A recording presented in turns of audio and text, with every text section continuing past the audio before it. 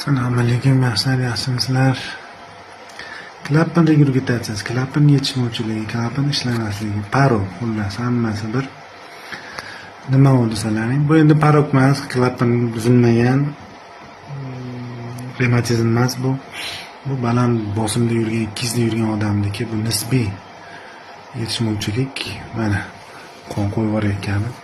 Vaholanki qon mana chap qorinchadan aortaga chiqib ketib, hamma yoqda ta'minlash kerak, yopilish kerak. Klapan yopilgandan keyin qon orqaga qaytmas kerak. Mana qaytib ketayotgan qon oqimi. Ikkinchi darajadagi.